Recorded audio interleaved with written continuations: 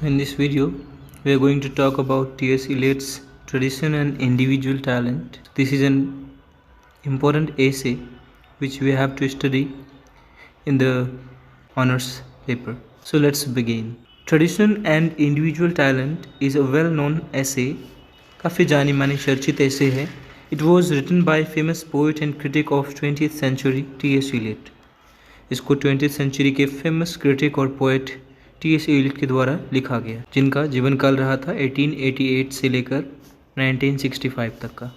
It was published in 2 parts, which means installments, in 1919 in a literary magazine of London, The Egoist. यानी इसे कह सकते हैं किस्तों में पब्लिश कराया गया था, 2 हिस्सों में. 1919 में लंदन की एक मैगज़ीन जो कि लिटरेचर से वास्ता रखती थी, द इगोइस्ट, उसी में ये पब्लिश हुई थी. The first part of the essay appeared in September 1919, while the second part in December 1919. यानी पहली पार्ट जो थी वो सितंबर महीने में, जबकि दूसरी पार्ट दिसंबर महीने में रिलीज हुई थी. It was also republished in the sacred wood. इसे सैक्रेड वुड में भी फिर से पब्लिश किया गया था 1920 में. The first critical collection of Eliot's essays, जो कि इलियट्स के ही एसेज का एक कलेक्शन था. The essay favours the literary tradition. यह ऐसे जो है लिटरेरी ट्रेडिशन के फेवर में है, यानी ये परंपराओं को मानने की बात करती है.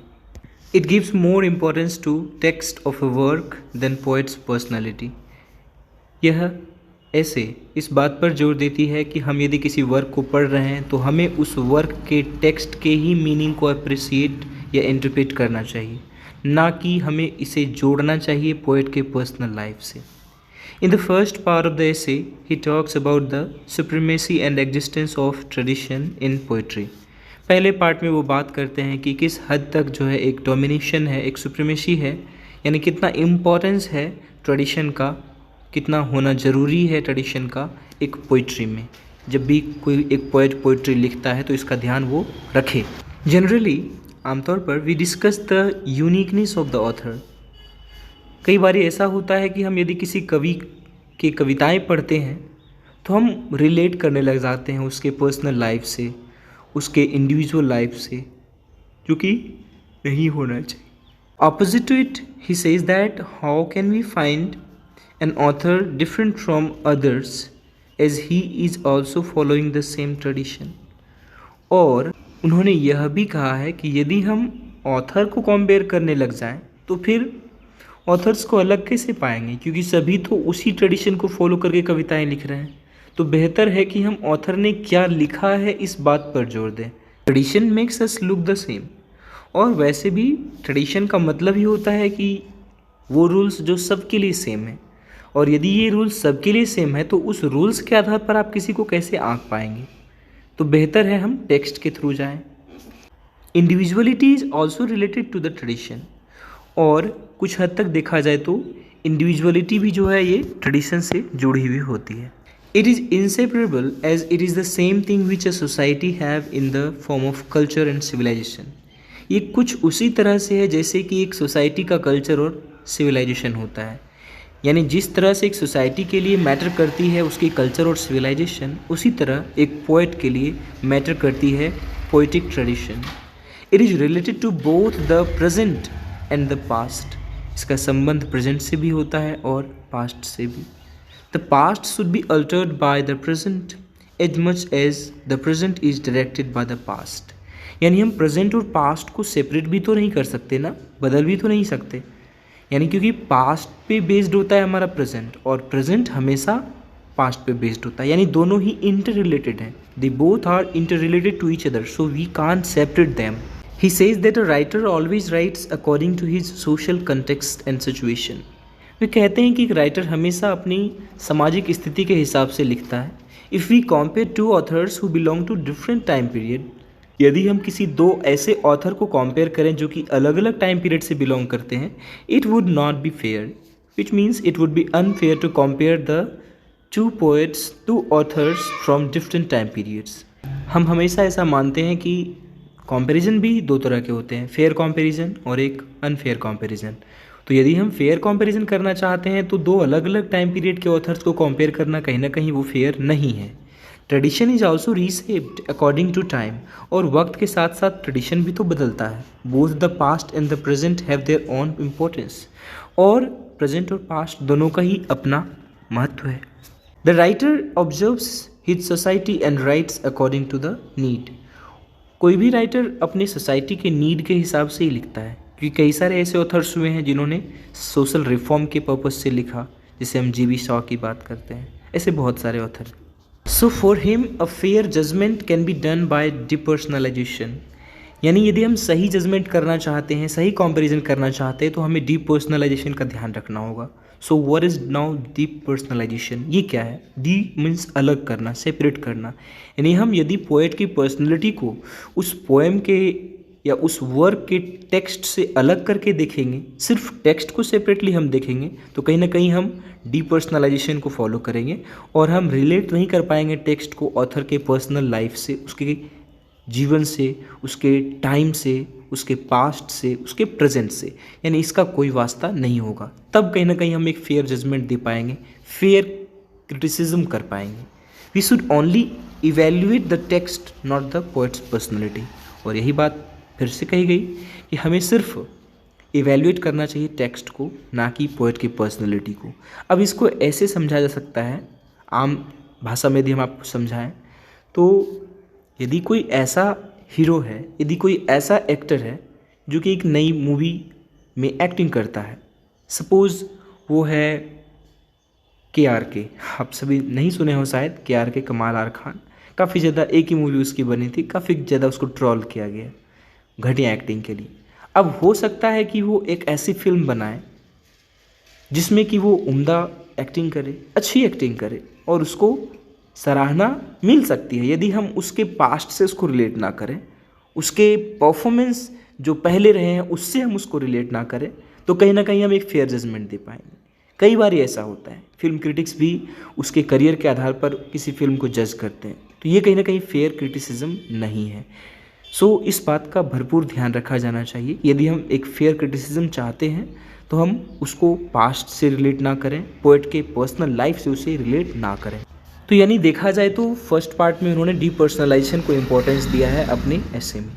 इन the second part of the essay, Eliot repeats that criticism and appreciation are directed not upon the poet but upon the poetry, यानी हम जो क्रिटिसिज्म करते हैं वो पोएट पर डायरेक्टेड नहीं होना चाहिए, ये होना चाहिए पोइट्री पर, यानी उसके वर्क पर होना चाहिए। In other words, poetry has nothing to do with the author, यानी इसको आसान शब्दों में कहें तो पोइट्री का कोई लेना देना नहीं है ऑथर से, है ना, स्वाभाविक ही है, उसका व्यक्तिगत जीवन से क्या ही लेना देना होगा। उन्होंने किसी पर्टिकुलर कंटेक्स्ट को ध्यान में रखा होगा और उसको लिखा होगा, तो बेहतर है कि हम उसको ना जोड़ें उनके लाइफ से। It is completely separate from the personality of the author, ये व्यक्तिगत जीवन से, ऑथर के पर्सनैलिटी से ये बिल्कुल अलग होगा। He takes the example of platinum and says, यानी वो प्लैटिनम का उदाहरण लेते हैं और वो कहते हैं it remains unaffected by any kind of chemical reaction, कि प्लैटिनम जो है एक ऐसा धातु है जो किसी भी तरह के केमिकल रिएक्शन से अनएफेक्टेड रहता है, ये रिएक्ट नहीं करता है। हम सभी जानते होंगे ये गोल्ड से भी कम रिएक्ट करता है और इस वजह से ये महंगी भी है। लोग प्लैटिनम की भी ज्वेलरीज बनाते हैं, लेकिन हमारे यहाँ तो गोल्ड वगैरह की ज़्यादा जो है डिमांड, और डिमांड भी इसीलिए है क्योंकि ये महंगी है। कहा जाता है कि एक समय में एल्युमिनियम जो है सोना से भी महंगी हुई करती थी, क्योंकि उस टाइम पे ये इजीली अवेलेबल नहीं थी और ये बहुत ज़्यादा एक्सपेंसिव थी। लेकिन एक ऐसा तरीका निकाला गया जिसमें कि एल्युमिनियम को आसानी से अलग किया जा सकता था। इन द सेम वे, उसी तरह से the poetry should not be affected bye anything, यानी पोइट्री कोई चीज़ से अफेक्टेड नहीं होना चाहिए। अब देखिए, ये नसीहत सिर्फ क्रिटिक को नहीं दे रहे हैं, ये पोएट को भी दे रहे हैं। ये पोएट को भी कह रहे हैं भाई तुम जो पोइट्री लिखते हो ना, तुम इस चीज़ का बिल्कुल ध्यान रखो कि तुम्हारी पोइट्री अफेक्टेड नहीं हो तुम्हारे लाइफ से। तुम वो मत लिखो जो तुम्हारे लाइफ में चल रहा है, तुम वो लिखो जिससे रीडर्स का भला हो सकता है, जिसका संबंध सोसाइटी से हो, ना कि तुम्हारे पर्सनल लाइफ से। He argues that the humans have two materials, emotions and feelings, कि इंसान के पास दो ही चीज़ें होती है, वो इमोशंस और feelings. These both don't create any art, और इससे आर्ट नहीं बनता। यानी यदि हम आर्ट में इमोशंस इंक्लूड कर दें, इमोशंस को शामिल कर दें, तो कहीं ना कहीं वो आर्ट सही नहीं होगा. That will not be the truest form of the art. Yet they play important role. हालांकि उनका रोल फिर भी होता है, बट सिर्फ उसी को पोर्ट्रे करना इट्स नॉट फेयर. अब हम आपको याद दिलाते हैं, यदि आपको पता हो, यदि आपने वर्ड्सवर्थ को पढ़ा होगा तो जाना होगा आपने कि उन्होंने पोइट्री की डेफिनेशन भी कुछ ऐसी कही है. The poetry is powerful and the spontaneous overflow of emotions. उन्होंने इमोशंस के ओवरफ्लो को ही पोइट्री कहा है. यानी ये इससे ज़्यादा काफ़ी ज़्यादा कॉन्ट्राडिक्टरी है जो कि इलियट कह रहे हैं. इलियट कह रहे हैं भाई इमोशंस इसमें नहीं होना चाहिए. The poem is a medium which must be only use to convey the real purpose. यानी पोएम को एक मीडियम के तौर पर यूज़ किया जाना चाहिए एक सच्चे पर्पस के लिए. If it will be affected by the personality emotions, यदि ये पर्सनैलिटी और इमोशंस से अफेक्टेड होगा and feelings of the poet, और पोएट की फीलिंग से अफेक्टेड होगा, then it won't be able to serve the actual purpose. तो ये एक्चुअल पर्पस को सर्व ही नहीं कर पाएगा. यानी जिस वास्ते इसको लिखा जाएगा वो पर्पस तो पूरा होगा ही नहीं. He says poetry is not a turning loose of emotion. यानी यहाँ पर देखिए कॉन्ट्राडिक्टरी बातें, सीधे वर्ड्सवर्थ के जस्ट ऑपोजिट वो कहते हैं कि poetry is not a turning loose of emotion. ये इमोशन का एक भाव नहीं है but an escape from emotion. एक स्केप है इमोशन से. अब आप इसको ऐसे समझ सकते हैं कि हम यदि कोई फिक्शनल वर्क पढ़ते या देखते हैं तो क्यों देखते हैं? हम चाहते हैं कि अपनी रियल वर्ल्ड से स्केप करें और थोड़ी देर के लिए ही सही हम इमेजिनरी वर्ल्ड को जिएं. एक ऐसी दुनिया जो कि हमारी दुनिया से अलग है और हम खुद को रिलेट कर पाएँ उससे.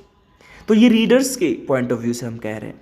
लेकिन यदि मान लीजिए कुछ ऐसा हो जाए कि हम कोई पोएट जो है वो अपने ही इमोशंस को थोप दे, अपने ही इमोशंस को रीडर्स पर थोप दे, तो कहीं ना कहीं वो एक गलत होगा, कहीं ना कहीं रीडर्स के साथ बहुत गलत होगा, एक इनजस्टिस होगा. In the third and final part which consists only one paragraph. तीसरा पार्ट इसका काफ़ी छोटा है जो कि सिर्फ एक पैराग्राफ का है. Eliot concludes by saying that a true poetry is very rare. कि एक सच्ची पोइट्री जो है वो बहुत ही रेयर है. It does not relate its meaning to the life of the poet. ये पोएट के लाइफ से इसकी मीनिंग को रिलेट नहीं करती है सच्ची poetry. So depersonalization is the only tool that helps a poet to write a true poetry. यदि एक पोएट ट्रू पोइट्री लिखना चाहता है तो वो उसको डिपर्सनलाइजेशन के तौर पर लिखे, यानी वो अपने से रिलेट करके ना लिखे. It is all about the theory of Eliot's criticism. और यही इनका क्रिटिसिज्म का थियरी है. In the entire essay he talks about how a true criticism is done. वो डिफाइन करते हैं what is a true criticism, क्या है true criticism. At the same time he also suggests that how an author should write his poetry.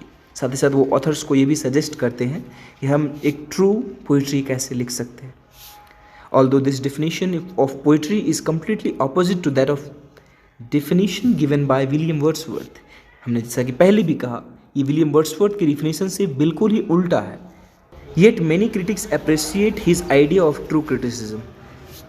फिर भी इसे बहुत सारे क्रिटिक्स ने जो है इसको अप्रिशिएट किया है, इस थियरी को अप्रिशिएट किया है. Being an essay, tradition and individual talent deals with the true talent of a poet.